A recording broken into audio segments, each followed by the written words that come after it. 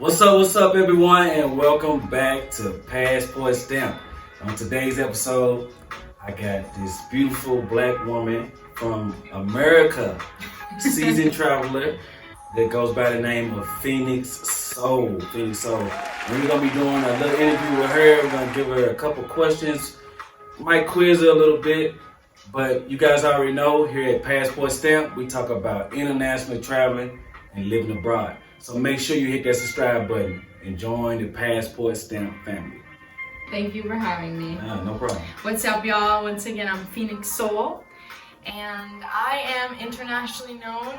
I do a number of things. I wear a multitude of hats, multilingual, but born and raised in the East Coast from Boston, Massachusetts. Afro Boricua, I'm Puerto Rican and Black. And I've lived all over the world. I'm talking about, I've lived in Greece, doing study abroad programs. Wow. I've lived in Nicaragua, now living in Colombia, where I met this beautiful soul. And I'm beautiful, guys. Okay. Thailand. Traveling has been a part of my life since I was 23 years old. I remember when I was studying in university, the financial aid office actually told us they had a free webinar for students of color, letting us know that we could use our scholarships to study abroad. Really? And I was like, say less.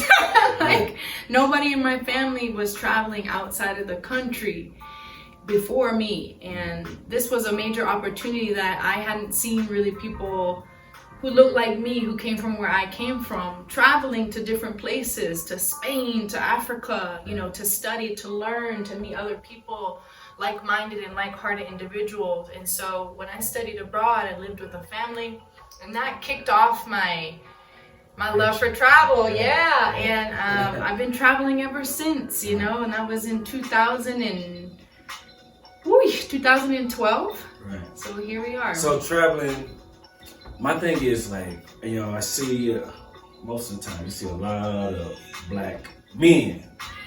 And there's still a small percentage of people that's traveling in that group. But when I see a black woman, it's even smaller. So right. My question is, how was it like starting as far as traveling, going these different places by yourself? That's right. You know, but you are bilingual, so that helps in certain countries. We understand that. But like for Thailand, you said, right? What about Thailand? Like, how was the experience there? Not knowing their language, being a black woman. Well, it was uncomfortable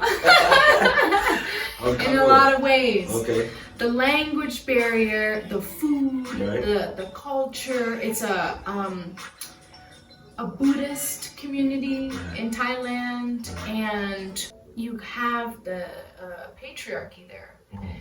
And so when you're coming from the States and you're used to things flowing a certain type of way with government, but then you have a king, right.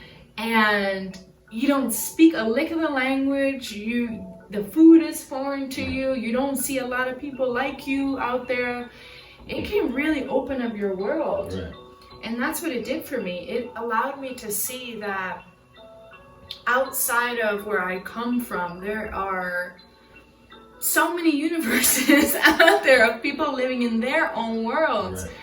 And I was pushed to so many different new levels being in such a foreign place for myself. I learned so much about myself that I think if I hadn't traveled to somewhere so different from where I come from, I wouldn't have got that same experience. There was times where I was lost on the highway on my little scooter or my moped. It's pitch black. I don't speak the language. Right. The signs are in Thai. It looks like hieroglyphics. Right. And I don't know how to ask how to get home. Right. But sometimes the reality of the situation is that sometimes it takes some people to be so far out of their element to learn about themselves, you know, to really understand who they are. Because when you're faced with a little bit of struggle, see how you respond to that instead of react to that. That's when you really see who you are. Right. So I got to see who I was there, and I was 23 when I lived in Thailand, and it was a whole different me, you know, whole different traveler at that time. This is the first time I'm really like backpacking. Outside of that, living out of a backpack, yeah. this is the first time I'm doing that for this amount of time. Let my audience know exactly what you do. Yes. As far as your path. You just build up Let's go. Let's the go. suspense. Yeah. So I am a body love coach, and what that means in my world is that I facilitate and create brave and safe spaces for folks to feel comfortable releasing body shame. Connecting all the way back to where their shame comes from, their trauma, their history, their ancestry, because a lot of us, especially as people of color, Black people, sometimes we have untapped trauma that we go on perpetuating and we don't know where it's rooted in. We don't know where we come from, we don't know where we're going, you feel me? So I help folks get to the root, get to the soul of where this discomfort comes from in their body. And this looks like a lot of different ways, but what I think I'm most known for is teaching clothing optional, naked, yoga, body positive, artistic, expressive experiences. So retreats, workshops, in order to help folks, particularly and especially women of color, to feel comfortable in their nakedness, feel sensual, feel empowered, feel free. Recently, I transitioned to teaching spaces for only women and highlighting women of color so that we can have a safe space to do that with one another. The platforms where they can reach you at. Where can my audience go? Sure. You know? Sure. Well, if you're in Colombia, feel free to DM me on Instagram. Let's link up.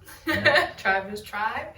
You can find me on Instagram at Phoenix, Phoenix, Soul, Soul, Yoga. Phoenix Soul Yoga on IG. You can also find me on my website for my class offerings, workshops. I got a retreat coming up in January here in Bogotá for women. And you can find me on my website, www.phoenixsoulfire.com. So I want to give a big thanks to my guest, Phoenix Soul, for allowing me to interview her on my platform. You guys already know what time it is with me. I'm going to keep traveling and I'm going to keep doing me. But here at Passport Stamp, we never like to forget your passport stamp of today are definitely going to be your memories of tomorrow. Peace and love. Peace and love, y'all.